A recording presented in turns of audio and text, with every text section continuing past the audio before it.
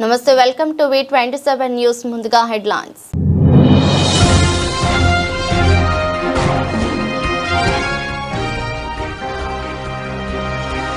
కెనడాకు Trump మరో shock ఈసారి విమానాలపై గురి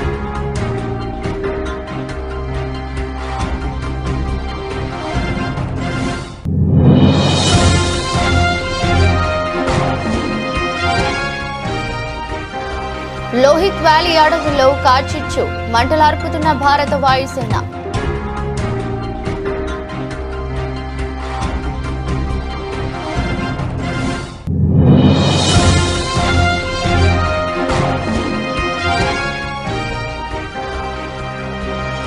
భార్యను పొగిడిన ట్రంప్ మెలానియా డాక్యుమెంటరీపై చెలరేగిన దుమారం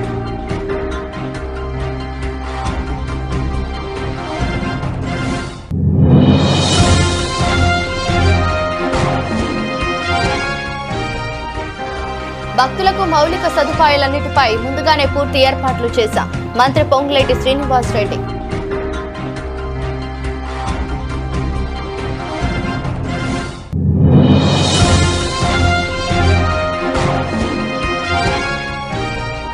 కాంగ్రెస్ ప్రభుత్వంలో పోలీస్ శాఖ ఒక బృహత్తర కార్యక్రమానికి శ్రీకారం ఆనందం వ్యక్తం చేసిన జగ్గారెడ్డి.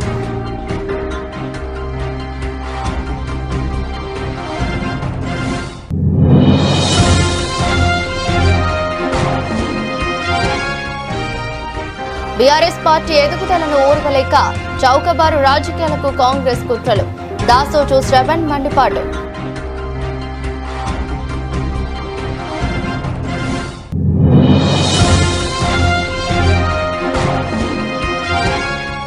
తిరుపతిలో వైసీపీ శ్రీనివాస ప్రసాద నింద పరిహార హోమం తిరుమల శ్రీవారి లడ్డూలో జంతు కొవ్వు లేదని CBI charge sheet.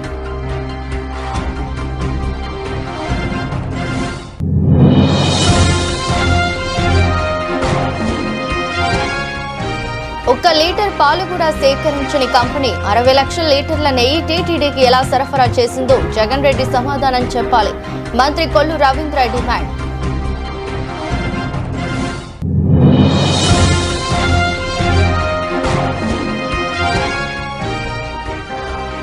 Revanth Reddy Harvard course పూర్తి తొలి సీఎంగా చరిత్ర.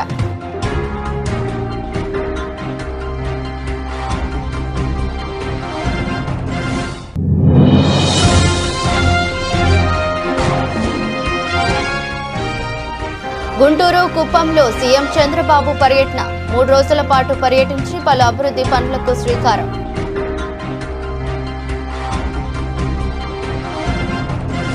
అమెరికా అధ్యక్షుడు డొనాల్డ్ ట్రంప్ కెనడా మధ్య వాణిజ్య యుద్ధం మరింత ముదురుతోంది. కెనడా నుంచి అమెరికాకు విక్రయించే విమానాలపై 50% సుంకం విధిస్తానని ఆయన గురువారం హెచ్చరించారు.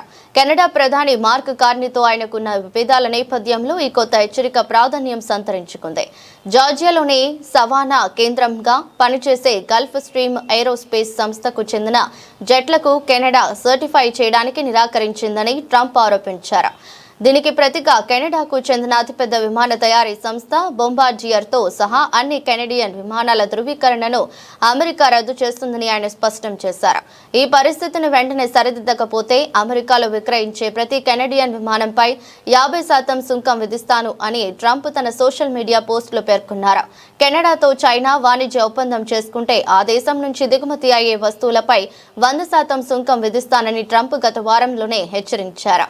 అయితే కెనడా ఇప్పటికే ఆ ఒప్పందం చేసుకోవడంతో ఆ సుంకాల విధింపుపై ట్రంప్ ఎలాంటి వివరాలు వెల్లడించలేదు. ఇక ట్రంప్ తాజా హెచ్చరికలపై బొంబార్డియర్ సంస్థ గాని కెనడా రవాణా మంత్రిత్వ శాఖ గాని ఇంకా స్పందించలేదు.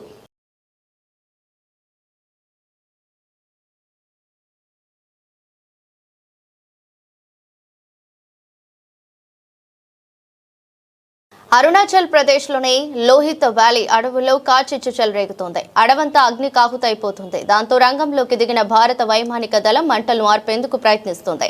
అందుకోసం MI 17V5 హెలికాప్టర్లను మోహరించి నీళ్లు గుమ్మరిస్తోంది. అయితే దాదాపు 9,500 అడుగుల ఎత్తు నుంచి ఈ ఆపరేషన్ చేయాల్సి రావటం రెస్క్యూ టీమ్స్ కు పెను సవాల్గా మారింది. అరుణాచల్ ప్రదేశ్ ప్రభుత్వం అభ్యర్థన మేరకు భారత వైమానిక దళం, అటవీ శాఖ అధికారులు కలిసి ఆపరేషన్ చేపట్టారు. కాల్చీచుకి గల ఖచ్చితమైన కారణాలు ఏవి ఇంకా తెలియరాలేదని అధికారులు తెలిపారు. ఈ మంటల వల్ల ప్రాణ నష్టం గానీ, ఆస్తి నష్టం గానీ సంభవించినట్లు ఎలాంటి వివరాలు వెల్లడి కాలేవని చెప్పారు. అయితే ముందు జాగ్రత్త చర్యగా కాల్చిచ్చు సంభవించిన ప్రాంతానికి పరిసర గ్రామాల్లో ఉన్న ప్రజలను తాత్కాలికంగా సురక్షిత ప్రాంతాలకు తరలించినట్లు వెల్లడించారు. వారికి అవసరమైన వసతి గృహాలు ఏర్పాటు చేశామన్నారు.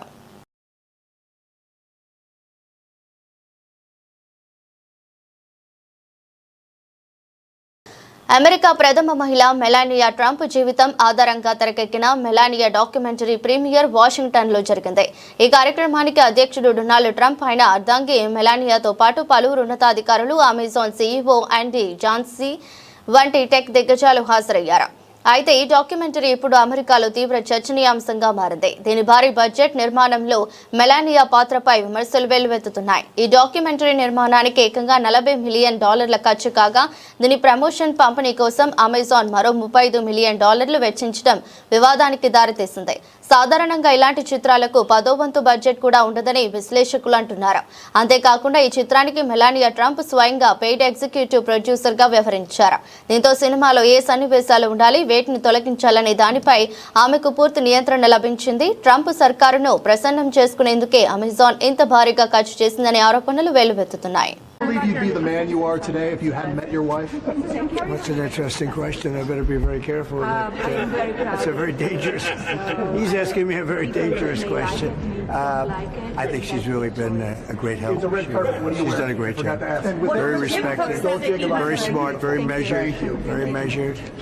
Sometimes when I'm not so measured, she measures you, but no, she's done a great job and very, very influential in terms of the administration. Yes. తెలంగాణతో పాటు ఇతర రాష్ట్రాల నుంచి ఆదివాసీలు, గిరిజనేతరులు పెద్ద ఎత్తున మేడారం జాతరకు తరలి వస్తున్నారు. భక్తులకు మౌలిక సదుపాయాలన్నిటిపై ముందుగానే పూర్తి ఏర్పాట్లు చేశాం. ఇప్పటి వరకు ఎలాంటి అవాంఛనీయ ఘటనలు లేకుండా జాతర ప్రశాంతంగా కొనసాగుతోంది.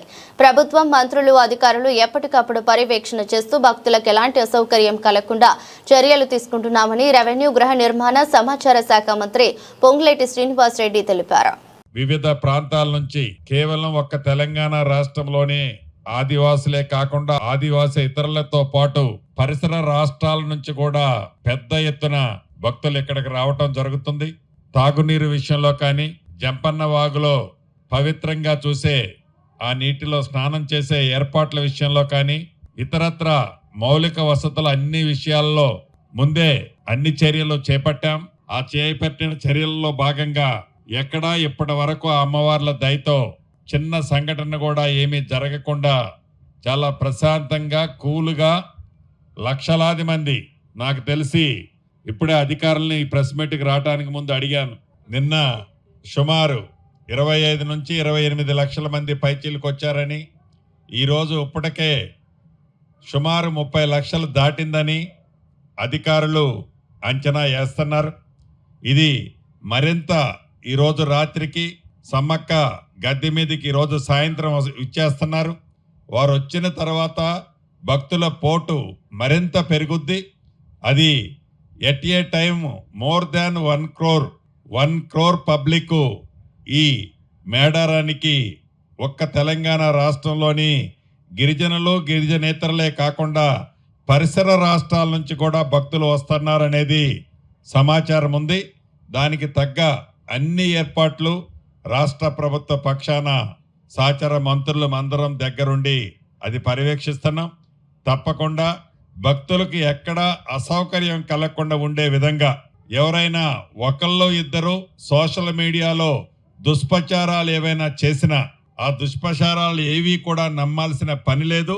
ప్రభుత్వం భక్తుల కోసం ఎంత శ్రద్ధ అయినా తీసుకోవటానికి వెనకడిగి వేసేది ఉండదని కూడా ఈ వేదిక ద్వారా సమ్మక్క సారలమ్మ భక్త బృందాన్ని అందరికీ కూడా విన్నవించుకుంటున్నాను. కాంగ్రెస్ ప్రభుత్వంలో పోలీస్ శాఖ ఒక బృహత్తర కార్యక్రమానికి శ్రీకారం చుట్టింది. మహిళలు, బాలికలు, యువతులు మానసికంగా గానీ శారీరకంగా గానీ ఇబ్బందులకు గురవుతున్నట్లయితే పోలీసులే వారి ఇంటికి వెళ్లి ఎఫ్ఐఆర్ నమోదు చేయడం జరుగుతోంది. ఈ నిర్ణయాన్ని సిఐడి అడిషనల్ డైరెక్టర్ చారు సిన్హా ఇటీవల ప్రకటించడం జరిగింది. ఇది చాలా హర్షించదగిన విషయమని జగ్గారెడ్డి అన్నారు. 3-4 రోజుల కిందట కాంగ్రెస్ ప్రభుత్వం పోలీస్ శాఖ ఇటీవల తీసుకున్న ఒక గొప్ప నిర్ణయం.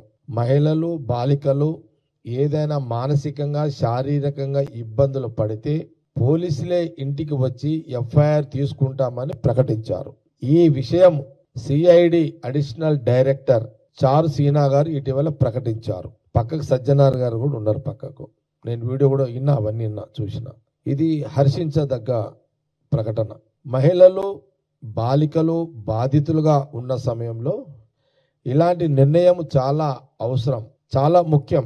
గతంలో బాలికలకు, మహిళలకు కుటుంబం కానీ సమాజంలో కానీ అనేక రకాలుగా మానసికంగా శారీరకంగా అవమానాలు పడ్డా, ఇబ్బందులు పడ్డా వారు ఇతరులతో చెప్పుకోవడానికి కొంత భయము, కొంత ఇబ్బందులు ఉండేవి. అయితే మహిళలు బయటికి వచ్చి చెప్పుకోలేని పరిస్థితులు దోషులకు మరింత అవకాశంగా ఉన్నాయి. ఇలాంటి పరిస్థితులు మహిళలు భయాన్ని ఆసరాగా చేసుకొని నేరస్తులు మరింత రెచ్చిపోతున్నారు. ఇలాంటి తరుణంలో కాంగ్రెస్ ప్రభుత్వం పోలీసు శాఖ ఇంటి వద్ద ఎఫ్ఐఆర్ నమోదు చేసుకోవడం మహిళలకు చాలా భరోసా ఇచ్చేటువంటి కార్యక్రమం. సమాజంలో మహిళలపై నేరాలు నిర్భయంగా ఈ అవకాశం వల్ల ఆడపిల్ల తల్లిదండ్రులు నిర్భయంగా చెప్పుకునే అవకాశం కూడా ఇక్కడ పోలీస్ శాఖ ఈ సిఐడి అధికారి ఐపీఎస్ గారు తీసుకున్న మంచిని. సరే, కుటుంబ నేరాలు, మానసిక వేధింపులు, అగత్యాలు చాలా వరకు దీనివల్ల తగ్గుతున్నాయి. ఇది చాలా మంచి నిర్ణయం, హర్షించదగ్గ నిర్ణయం. సిఐడి అధికారి చారు సీనా గారు తీసుకున్న, ఐపీఎస్ అధికారి తీసుకున్న నిర్ణయం ఇది స్వాగతించదగ్గ విషయం, హర్షించదగ్గ విషయం. నేను కాంగ్రెస్ పార్టీ నాయకుడుగా గాంధీ భవన్ ద్వారా చారు సీనా గారిని పోలీస్ శాఖ సీఎం రేవంత్ రెడ్డి గారి ప్రభుత్వంలో ఇలాంటి నిర్ణయము. కాంగ్రెస్ ప్రభుత్వం కుట్ర రాజకీయాలకు నిలువెత్తు నిదర్శనం. తమ అధినేత మాజీ ముఖ్యమంత్రి కేసీఆర్ కు సిట్ నోటీసులు ఇవ్వటం చరిత్రలోనే ఇది బ్లాక్ డేగా పరిగణిస్తున్నాం. నైతికంగా ఎదుర్కొనే దమ్ము లేకనే డొంక తిరుగుడు రాజకీయాలకు కాంగ్రెస్ పాల్పడుతోంది. 24 నెలల్లో 2 సిట్ నోటీసులు ఇవ్వటం చరిత్రలోనే మొదటిసారి అని దాసోజు శ్రవణ్ అన్నారు. తెలంగాణ ప్రజలు గమనిస్తూనే ఉన్నారు. గుణపాఠం చెప్పే రోజులు దగ్గరలోనే ఉన్నాయి.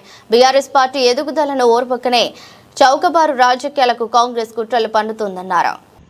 దురదృష్టం ఈరోజు ఇక్కడికి వచ్చిన తర్వాత ఒక అత్యంత బాధ కలిగించేటువంటి ఒక వార్త. ఇంతకుముందు వాళ్ళిద్దరు మాట్లాడినట్టుగా, అది పెద్దలు తన జీవితం మొత్తం ప్రజల యొక్క అభ్యున్నతి కోసం పాటుపడ్డటువంటి ఒక మహానుభావుడు, 70-72 సంవత్సరాల వయసున్నటువంటి ఒక తండ్రి లాంటి పెద్ద మనిషి 14 ఏళ్లు తెలంగాణ ఉద్యమాన్ని మడమతిప్పని పోరాటం చేసి ఆఖరికి చావు నోట్లో తలబెట్టి తెలంగాణ తీసుకువచ్చి, వచ్చిన తెలంగాణను ఒక కన్న తండ్రి వలె, కన్న తల్లి వలె తెలంగాణను సర్వతోముఖ అభివృద్ధి అన్నట్టుగా అన్ని రంగాలలో అభివృద్ధి చేసి ఎక్కడో అధమంగా ఉన్నటువంటి ఒక తెలంగాణను ఒక అభివృద్ధి పథంలో పెట్టి దేశానికే తలమానికంగా నిలబెట్టినటువంటి ఒక మహానుభావుడు తెలంగాణ జాతిపిత కేసీఆర్ గారిని ఇవాళ రేవంత్ రెడ్డి అనేటువంటి ఒక ముష్కరుడు ముఖ్యమంత్రి కుర్చీపై కూర్చొని గాదె కింద పందికొక్కు లెక్క గత 2 సంవత్సరాలుగా విచ్చలవిడిగా దోపిడీకి పాల్పడుతూ 6 ట్యాక్సులంటూ వసూలు చేస్తూ తెలంగాణను ఢిల్లీకి ఏటీఎంగా మార్చిపడేసి పరిపాలన చేతగాక ఎప్పుడెప్పుడైతే ప్రజల్లో పలుచనైనప్పుడల్లా, ఎప్పుడెప్పుడైతే ఇచ్చిన వాగ్దానాలు అమలు చేయమని చెప్పని ప్రజలు నిశ్చితంగా విమర్శించిన ప్రతిసారి కేసీఆర్ గారి పైన విచ్చలవిడిగా దాడులు చేస్తూ ఇవాళ కొనసాగింపుగా ఇవాళ దురదృష్టం. మహానుభావుడు తెలంగాణ తెచ్చిన చేతులు, తెలంగాణను చెక్కిన చేతులు, బంగారు తెలంగాణగా చెక్కిన చేతులు ఇవాళ అక్రమ కేసులు అంటూ ఆయనను అదిరించాలా, బెదిరించాలా అని చెప్పని రేవంత్ రెడ్డి వాళ్ళ ప్రయత్నిస్తూ ఒక నోటీస్ జారీ చేయటమైంది. ఇది దుర్దినం. It's a black day. It's a black day. Telephone tapping case అనేది ఒక ఫ్యాబ్రికేటెడ్ కేసు.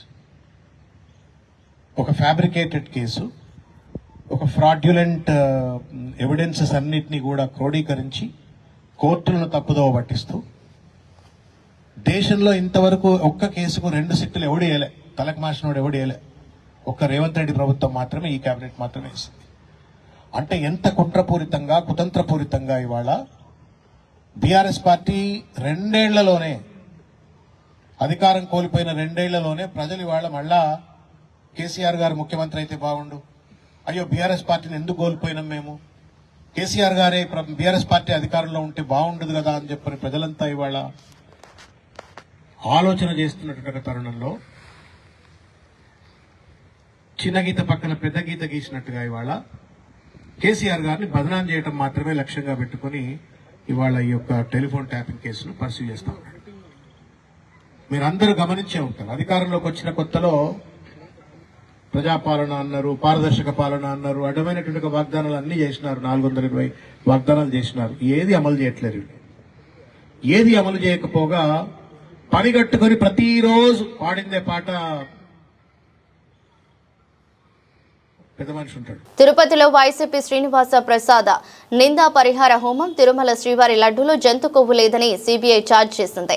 షీట్ కూడా కూటమి ప్రభుత్వం చేసిన అపచారానికి పరిహారంగా వైసీపీ టీటీడీ మాజీ చైర్మన్, వైసీపీ నేత భూమన కరుణాకర్ రెడ్డి ఆధ్వర్యంలో హోమం తలపెట్టారు. హోమం అన్నమయ్య భవనంలో శ్రీనివాస ప్రసాద్ నిందా పరిహార హోమం భక్తి శ్రద్ధలతో ప్రారంభమైంది. శ్రీనివాసుని కృపతో సర్వలోక క్షేమం చేకూరాలని హోమం నిర్వహిస్తున్నట్లు తెలిపారు.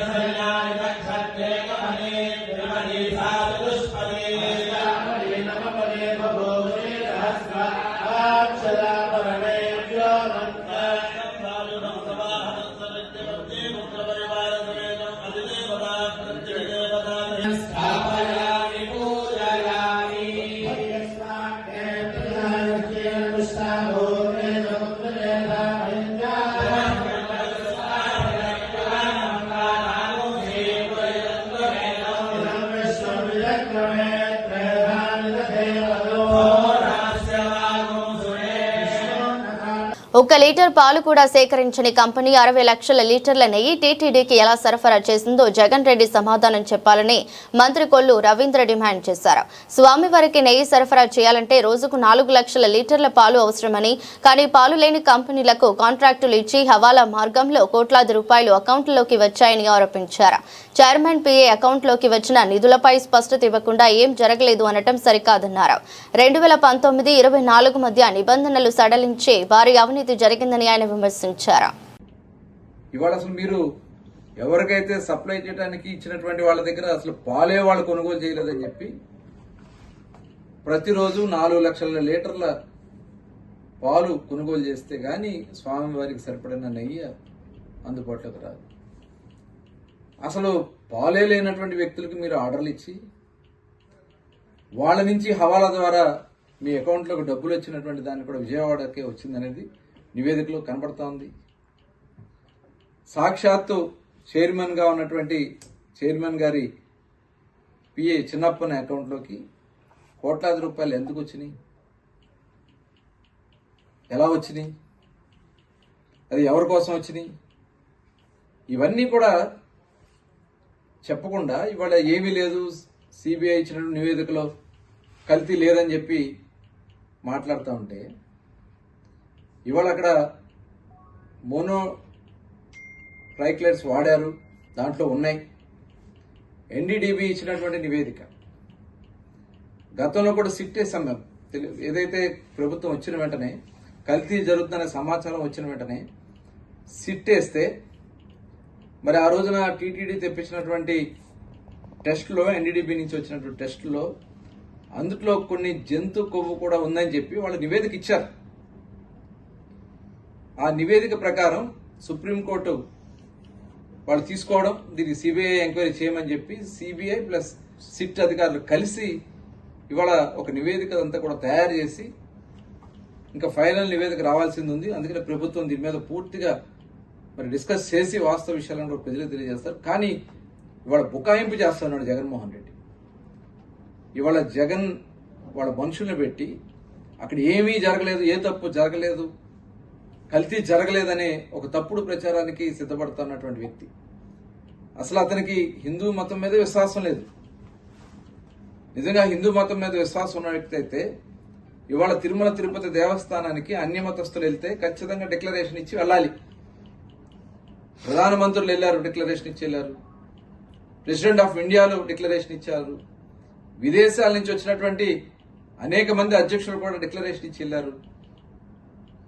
ఇక్కడ ఉన్నటువంటి వ్యక్తి, నేను క్రిస్టియన్ అని చెప్పినటువంటి వ్యక్తి డిక్లరేషన్ ఇవ్వకుండా ఎలా వెళ్ళాడు 5 సంవత్సరాలు? కనీసం స్వామివారికి జరిగేటటువంటి అతి ముఖ్యమైనటువంటి కార్యక్రమాల్లో ప్రభుత్వ పరంగా లాంఛనంగా పట్టు వస్త్రాలు దంపతులతో వెళ్ళి సమర్పించాల్సినటువంటి వస్త్రాలను కూడా మీరు ఇవ్వకుండా మీరు చేసినటువంటి కార్యక్రమాలు ఇంకా ప్రజలు మర్చిపోతున్నారు అనుకున్నారు జగన్మోహన్ రెడ్డి గారు. ఇవాళ మొత్తం కూడా మేము ఏదైతే టీటీడీ ఇచ్చినటువంటి నివేదిక కానీ, సిట్ ఇచ్చినటువంటి నివేదిక కానీ మొత్తం కూడా ఇవాళ ఉన్నాయి క్లియర్గా. ఇవాళ గతంలో మరి 2019-24లో మీరు సడలించిన నిబంధనల్లో 4 లక్షల లీటర్ల ఆవు పాలు ప్రతిరోజు కొనుగోలు చేయాలనే నిబంధన ఉంటే కేవలం 1,00,000 పూర్తిగా ఎత్తేసారు. అది అసలు పాలతో సంబంధం లేకుండా నెయ్యి వచ్చని పెట్టారు. రాజకీయాలు, పాలనా వ్యవహారాలతో అనునిత్యం ఎంతో బిజీగా ఉండే తెలంగాణ ముఖ్యమంత్రి అరుదైన గౌరవాన్ని దక్కించుకున్నారు.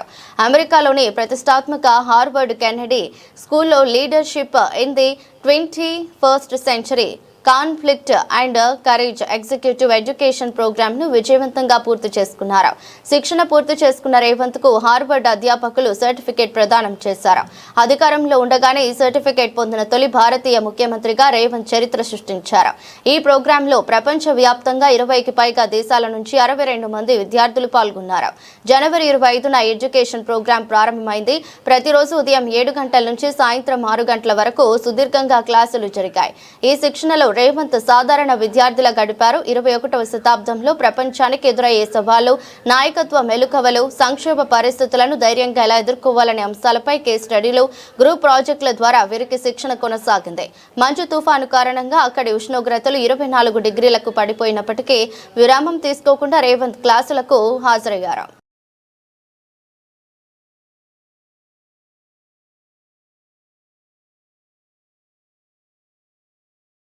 ముఖ్యమంత్రి చంద్రబాబు రాష్ట్రంలో పర్యటనకు సిద్ధమయ్యారు. గుంటూరు, కుప్పం నియోజకవర్గాల్లో పర్యటించి పలు కీలక అభివృద్ధి సంక్షేమ కార్యక్రమాలకు శ్రీకారం చుట్టనున్నారు. శుక్రవారం గుంటూరులో పర్యటించిన అనంతరం 3 రోజుల పాటు తన సొంత నియోజకవర్గమైన కుప్పంలో పర్యటించనున్నారు. ఈ పర్యటనలో భాగంగా మొత్తం 690 కోట్ల విలువైన అభివృద్ధి పనుల్లో సీఎం పాల్గొంటారు. పర్యటనలో భాగంగా శుక్రవారం ముందుగా గుంటూరు ప్రభుత్వ ఆసుపత్రిలో మాతా శిశు ఆరోగ్య కేంద్ర భవనాన్ని చంద్రబాబు ప్రారంభించనున్నారు. ఉత్తర అమెరికాలో స్థిరపడిన గుంటూరు వైద్య కళాశాల పూర్వ విద్యార్థులు అందించిన 100 కోట్ల భారీ విరాళంతో ఈ భవనాన్ని నిర్మించారు. విశేషం ఏమిటంటే 2018లో ఈ భవనానికి చంద్రబాబు శంకుస్థాపన చేయగా ఇప్పుడు ఆయనే దీనిని ప్రారంభించనున్నారు. ఈ కేంద్రంలో అవసరమైన వైద్య పరికరాలు, ఫర్నిచర్ కోసం రాష్ట్ర ప్రభుత్వం అదనంగా 27 కోట్లు కేటాయించింది. గుంటూరు కార్యక్రమం ముగిసిన వెంటనే సీఎం చంద్రబాబు కుప్పం పయనమవుతున్నారు. శుక్రవారం మధ్యాహ్నం నుంచి ఆదివారం సాయంత్రం వరకు నియోజకవర్గంలోనే ఉండి అభివృద్ధి కార్యక్రమాలను పర్యవేక్షిస్తారు. తొలి రోజు మధ్యాహ్నం 2:35 కుప్పం చేరుకుని 3 కోట్లతో నిర్మించిన అగస్త్య విద్యాచల్ అకాడమీని ప్రారంభిస్తారు. అనంతరం 10 కోట్లతో నిర్మించనున్న లెక్చరర్స్ అకాడమీకి సెంటర్ కు 2 కోట్లతో చేపట్టే ఒబేరాయ్ విజిటర్ సెంటర్ కు శంకుస్థాపన చేస్తారు. వీటితో పాటు Aditya Birla multi skill centre ను పర్యాటక అభివృద్ధిలో భాగంగా కాంగుంది హెరిటేజ్ విలేజ్, బౌల్డరింగ్ పార్కు, పున్నమి రిసార్ట్లను ప్రారంభిస్తారు. పర్యటనలో 2వ రోజైన శనివారం అత్యంత కీలకం కానుంది. ఉదయం బెగ్గులపల్లె పంచాయతీలో అర్హులకు సామాజిక భద్రతా పింఛన్లను సీఎం స్వయంగా పంపిణీ చేస్తారు. అనంతరం 5,555 ఈ సైకిళ్ల పంపిణీ కార్యక్రమంలో పాల్గొంటారు. సాయంత్రం 4 గంటలకు కుప్పం పారిశ్రామిక ప్రగతికి ఊతమిచ్చేలా 7 కొత్త పరిశ్రమలతో ఒప్పందాలు కుదుర్చుకోనున్నారు.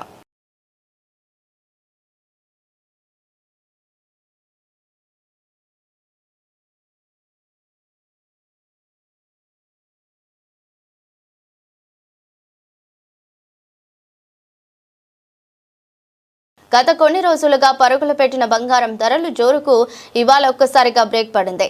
ఇన్వెస్టర్లు లాభాల స్వీకరణకు మొగ్గు చూపడంతో పసిడి వెండి ధరలు భారీగా పతనమయ్యాయి. దేశీయంగా తులం బంగారంపై సుమారు 8,000 వరకు తగ్గగా కిలో వెండిపై 15,000 మేర తగ్గుదల కనిపించింది. గుడ్ రిటర్న్స్ వెబ్సైట్ ప్రకారం ఈ రోజు ఉదయం హైదరాబాద్ బులియన్ మార్కెట్లో 10 గ్రాముల 24 క్యారెట్ల బంగారం ధర 8,230 తగ్గి 1,70,620 వద్ద ట్రేడ్ అవుతుంది. అలాగే 22 క్యారెట్ల పసిడి ధర 7,550 తగ్గి 1,56,400కు చేరింది. వెండి ధర కూడా ఇదే బాటలో పయనించింది. హైదరాబాద్ లో కిలో వెండి ధర 10,000 తగ్గి 4,15,000గా ఉంది. ఇటీవల ధరలు అమాంతం పెరగడంతో సామాన్యులు సైతం బంగారం కొనుగోలుకు ఎగుబడిన విషయం తెలిసిందే.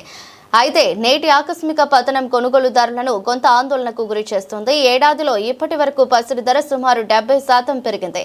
ప్రస్తుత తగ్గుదల తాత్కాలికమేనని, దీర్ఘకాలంలో బంగారం వెండి ధరలు మళ్లీ పెరిగే అవకాశం ఉందని మార్కెట్ నిపుణులు అంచనా వేస్తున్నారు.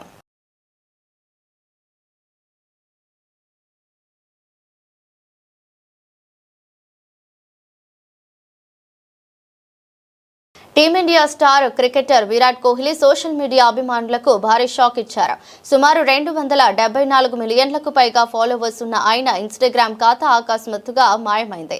ఇవాళ ఉదయం నుంచి ఆయన ప్రొఫైల్ virat.kohli కనిపించకపోవడంతో అభిమానులు తీవ్ర గందరగోళానికి ఆందోళనకు గురవుతున్నారు.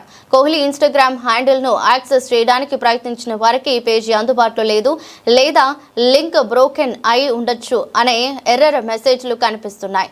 ఇటీవలే న్యూజిలాండ్ పై అద్భుతమైన సెంచరీతో వన్డే ర్యాంకింగ్స్ లో తిరిగి నెంబర్ 1 స్థానాన్ని దక్కించుకున్న మంచి ఫామ్ లో ఉన్న తరుణంలో ఈ పరిణామం చోటు చేసుకోవటం చర్చనీయాంశంగా మారింది. అయితే కోహ్లీ ఎక్స్ గతంలో ట్విట్టర్ ఖాతా మాత్రం యాక్టివ్ గానే ఉంది. కోహ్లీ నుంచి ఎలాంటి స్పందన రాకపోవడంతో అభిమానులంతా ఆయన భార్య నటి అనుష్క శర్మ సోషల్ మీడియా ఖాతాలపై దృష్టి సారించారు. కోహ్లీకి ఏమైంది అంటూ ఆమె తాజా పోస్టుల కింద వేలల్లో కామెంట్లు పెడుతున్నారు. అయితే అనుష్క కూడా ఈ విషయంపై ఇంకా స్పందించలేదు. అధికారిక ప్రకటన ఏది లేకపోవడంతో నెట్టింట రకరకాల ఊహాగానాలు చక్కర్లు కొడుతున్నాయి. ఇది సాంకేతిక లోపమా లేక కోహ్లీనే స్వయంగా సోషల్ మీడియాకు తాత్కాలిక విరామం ఇచ్చారా అనే దానిపై స్పష్టత లేదు. కొందరు నెటిజన్లు ప్రస్తుతం ట్రెండింగ్ లో ఉన్న నిహాలిస్ట్ పెంగ్విన్ మీమ్ తో దీన్ని పోలిస్తూ కోహ్లీ డిజిటల్ ప్రపంచం నుంచి విరామం తీసుకున్నారని సరదాగా కామెంట్లు చేస్తున్నారు. ఇన్స్టాగ్రామ్ లో ఆసియాలోని అత్యధిక ఫాలోవర్లు కలిగిన వ్యక్తిగా కోహ్లీకి గుర్తింపు ఉంది. ఆయన అకౌంట్ మాయమవ్వటం స్పోర్ట్స్ సోషల్ మీడియా ప్రపంచంలో ఒక పెద్ద లోటును సృష్టించింది. ప్రస్తుతం అభిమానులంతా కోహ్లీ ఎక్స్ ఖాతా నుంచి గానీ అనుష్క నుంచి గానీ ఏదైనా అప్డేట్ వస్తుందేమోనని ఉత్కంఠగా ఎదురు చూస్తున్నారు.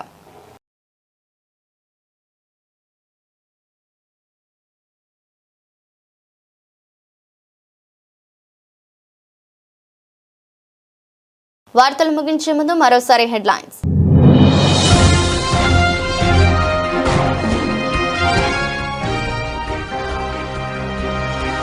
కెనడాకు ట్రంప్ మరో షాక్. ఈసారి విమానాలపై గురి.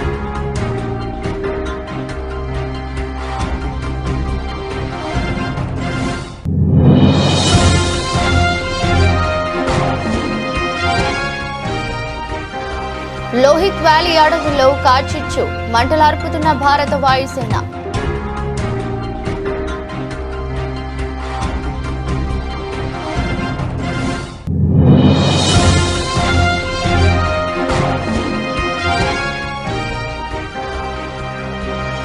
భార్యను పొగిడిన ట్రంప్, మెలానియా డాక్యుమెంటరీపై చెలరేగిన దుమారం.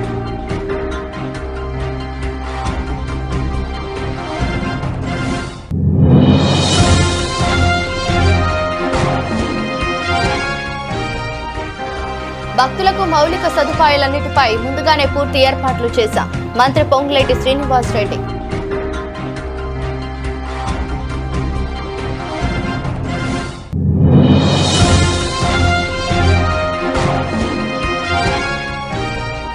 కాంగ్రెస్ ప్రభుత్వంలో పోలీస్ శాఖ ఒక బృహత్తర కార్యక్రమానికి శ్రీకారం. ఆనందం వ్యక్తం చేసిన జగ్గారెడ్డి.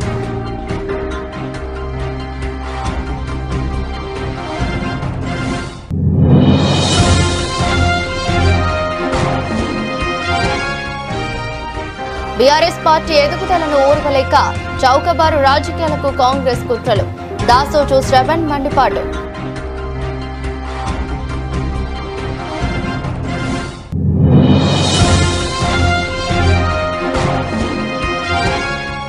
తిరుపతిలో వైసీపీ శ్రీనివాస ప్రసాద్ నింద పరిహార హోమం. తిరుమల శ్రీవారి లడ్డూలో జంతు కొవ్వు లేదని సిబిఐ ఛార్జ్ షీట్.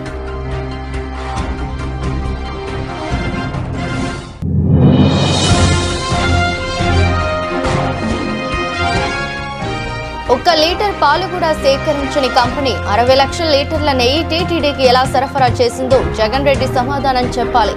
మంత్రి కొల్లు రవీంద్ర డిమాండ్.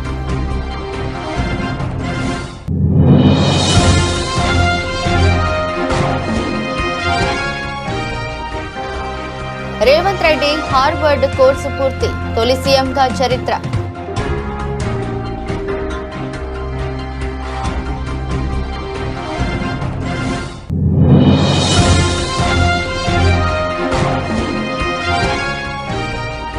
గుంటూరు కుప్పంలో సీఎం చంద్రబాబు పర్యటన. 3 రోజుల పాటు పర్యటించి పలు అభివృద్ధి పనులకు శ్రీకారం.